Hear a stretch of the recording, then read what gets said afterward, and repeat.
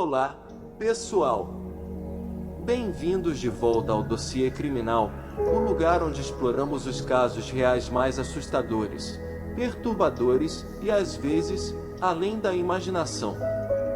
Você já imaginou alguém capaz de tirar a vida de dezenas de pessoas apenas para se sentir vivo? Não por dinheiro. Não por vingança. Não por ciúmes.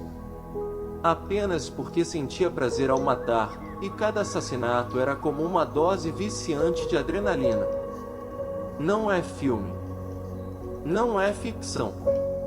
Esta é uma história 100% real, que aconteceu no coração do Brasil, um país conhecido pela Amazônia, pelo Carnaval e, infelizmente, também por um submundo de crimes violentos e impunes.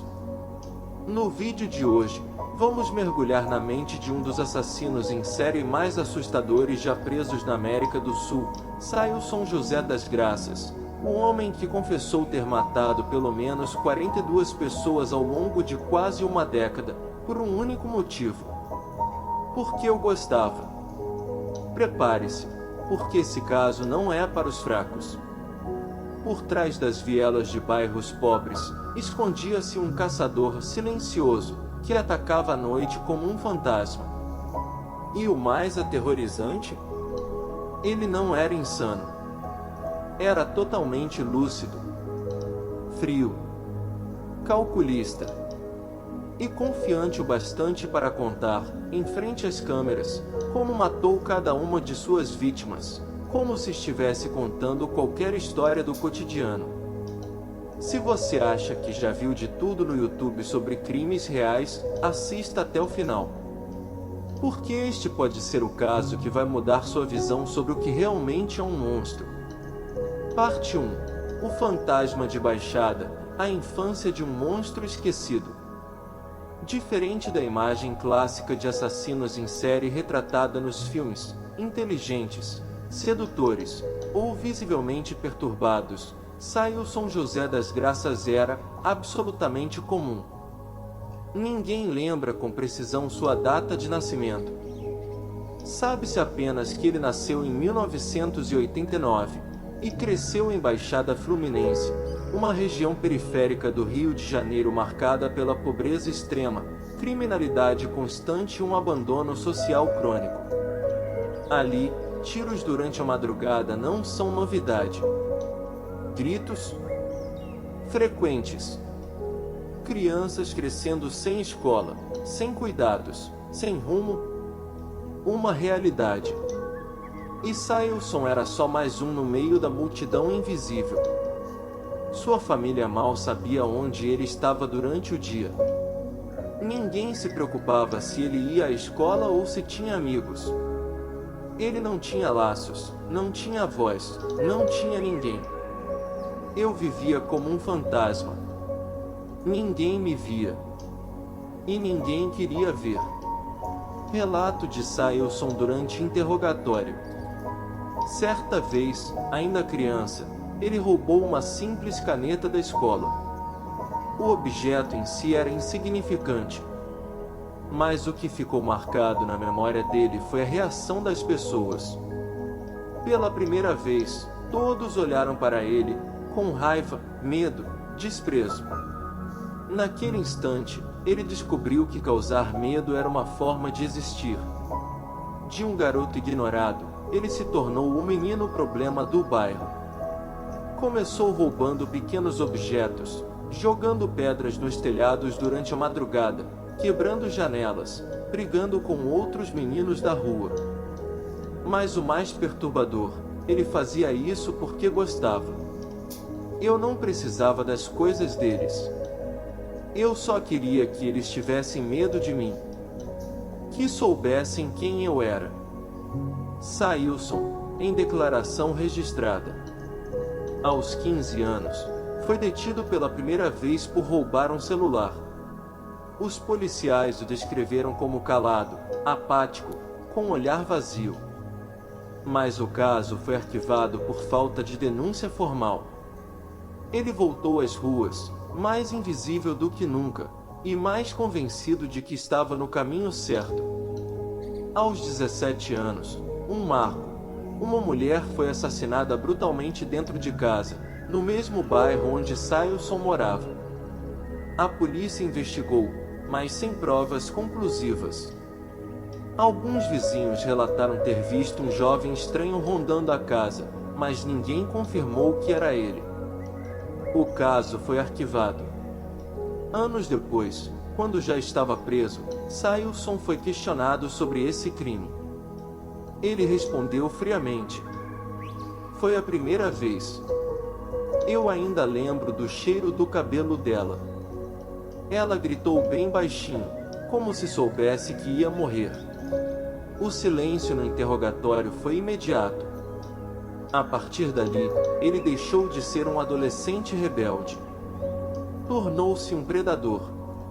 O mais assustador nessa fase não é o assassinato em si, mas o fato de que ele se sentiu vivo ao matar.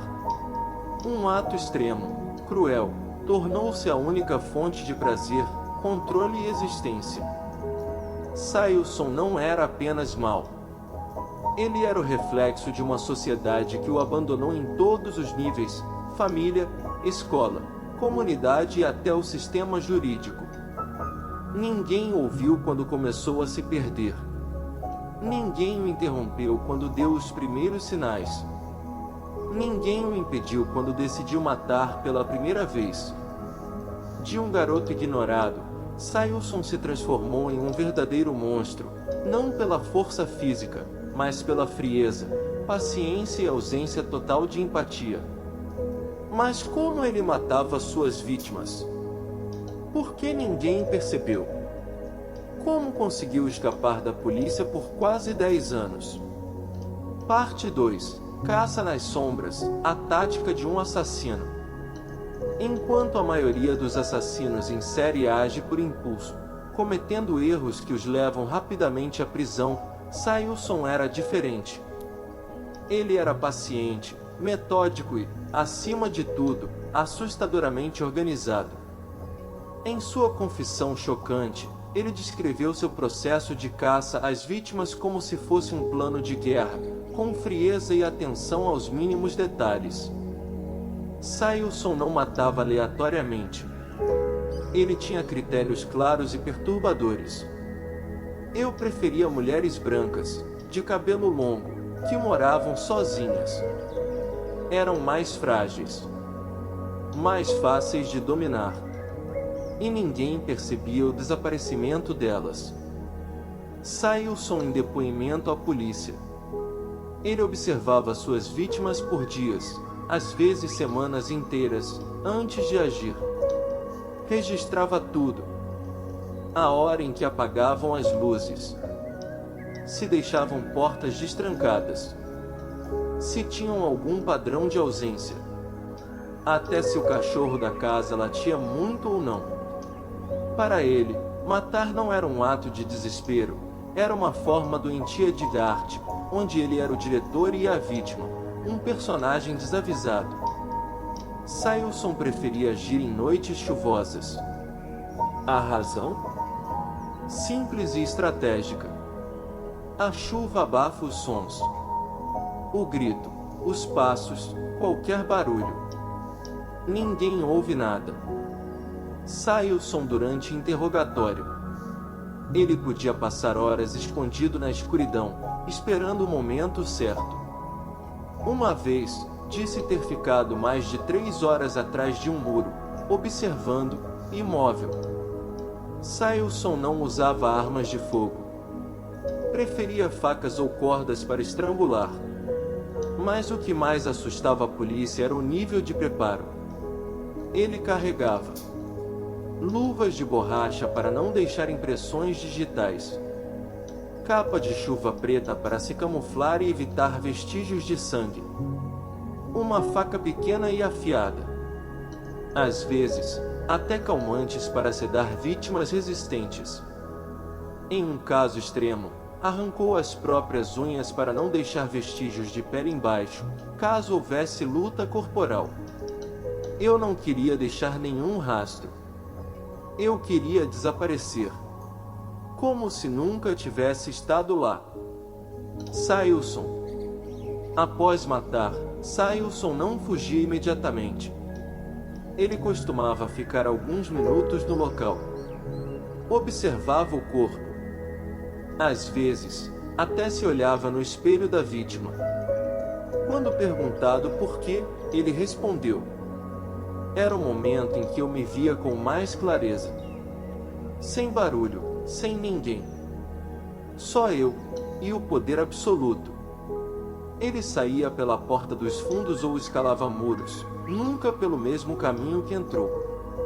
Em algumas cenas, a polícia notou que ele limpava objetos tocados e até trancava a porta antes de sair. Outro detalhe perturbador: Sailson não matava só por impulso, ele também já matou por encomenda.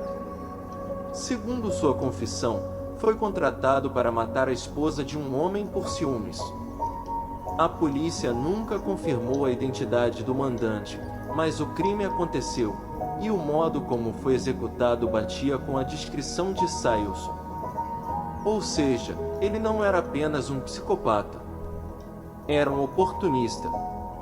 Alguém que monetizou sua frieza. Parte 4. O segredo por trás da porta. Ele realmente agia sozinho? Um dos maiores mistérios que chocou investigadores e público foi: como um homem sem poder, sem riqueza, sem influência, poderia cometer mais de 40 assassinatos em quase uma década, sem levantar suspeitas? Isso nos leva à pergunta incrivelmente perturbadora: ele realmente agiu sozinho? Indícios e pautas incomuns. Ao revisar os casos que Sailson confessou, os investigadores notaram sinais estranhos. Muitos crimes ocorreram em bairros densamente povoados, até ao lado da casa da vítima. Em algumas cenas de crime, não havia sinais de arrombamento, e tudo parecia limpo demais. Em várias ocorrências, Sailson afirmou que não conhecia ou havia se aproximado das vítimas antes do crime. Então, quem teria permitido que ele se aproximasse tão facilmente? Quem abriu a porta? Quem alertou se algo de errado acontecia? 2. A figura misteriosa, um mentor. Num depoimento surpreendente, Sailson mencionou uma figura que mudou sua estratégia. No início, eu só observava. Depois, veio uma pessoa que me ensinou como agir sem deixar vestígios. Os investigadores fizeram inúmeras perguntas. Quem é ele? Qual o nome? Está vivo? Mas Sailson se limitou a dizer: não posso falar. Se eu contar, posso morrer antes do julgamento. Essa declaração ambígua deixou muitos inquietos. Haveria, então, um mentor escondido nos bastidores, ensinando-o a operar como um assassino profissional? Ou seria tudo fruto da imaginação de um delírio elaborado? 3. A esposa e as suspeitas silenciosas. Pouco se sabe sobre a mulher com quem Sailson conviveu durante muitos anos. Ela era discreta, sem histórico criminal, raramente interagia com vizinhos. No entanto, sua versão dos fatos tornou a investigação mais complexa. Eu não sabia que ele matava. Mas, ele saía à noite e nunca deixava eu tocar em sua mochila preta.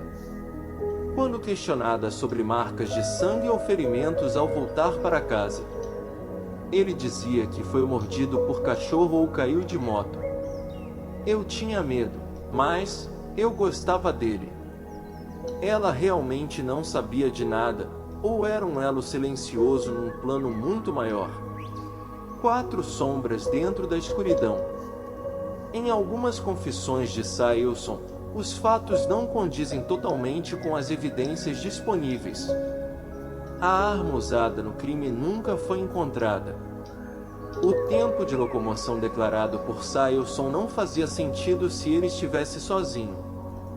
Algumas testemunhas afirmaram ter visto 2 pessoas próximas ao local, não apenas uma.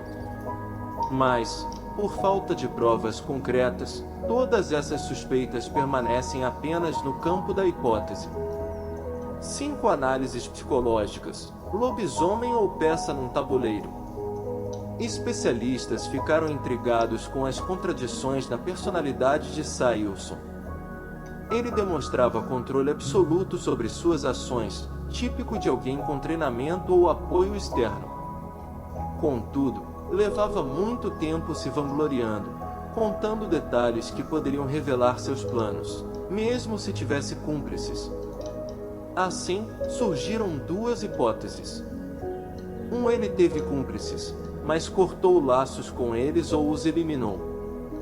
2. Ele nunca agiu com apoio, porém disseminou a ideia de que tinha ajuda para se promover e alimentar seu mito. Ele era um assassino solitário, ou uma peça manipulada por atores sombrios que nunca conheceremos. Independentemente da resposta, um fato permanece: o rastro de destruição de Sailson foi devastador. Famílias destruídas, comunidades traumatizadas, e uma sociedade que precisou confrontar a verdade aterradora. O monstro pode estar bem ao seu lado, sorrindo, trabalhando e esperando pela próxima noite para revelar sua verdadeira face. Parte 5. Uma descida ao inferno, quando a consciência humana é testada. Eu não matei por ódio, nem por dinheiro. Eu matei para me sentir vivo. Sailson José das Graças. Após o mistério sobre sua identidade, motivações e possíveis cúmplices ser desvendado, o que mais assombra não são os números, mas sim uma pergunta: existe alguma chance de curar uma mente assim? Ou esse homem nasceu apenas para matar? No julgamento de 2015, Sailson apareceu calmo. Assustadoramente calmo. Sem uma lágrima. Sem um pedido de desculpas. O juiz perguntou: você sente algum arrependimento? Sailson respondeu, sem piscar: só me arrependo de ter sido preso tão cedo.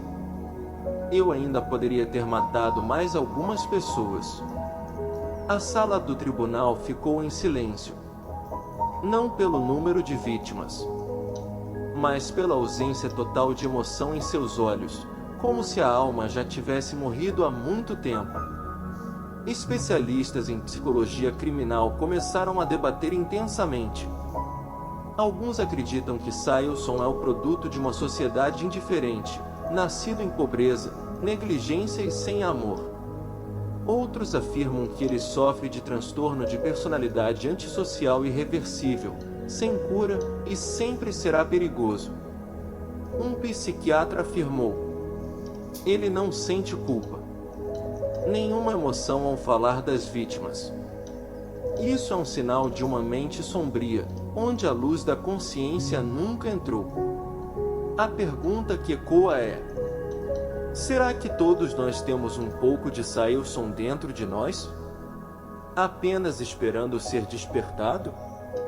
Sailson foi condenado a várias penas de prisão perpétua e está isolado em uma ala especial, destinada a criminosos extremamente perigosos. Neste local, nenhum contato direto com outros presos. Sem celas compartilhadas. 1 hora de sol por dia, sob vigilância de ao menos 4 guardas armados. Toda a correspondência e visitas são rigidamente controladas. Mesmo assim, um agente penitenciário afirmou: não temos medo de que ele fuja. Temos medo de que ele manipule alguém para matar por ele.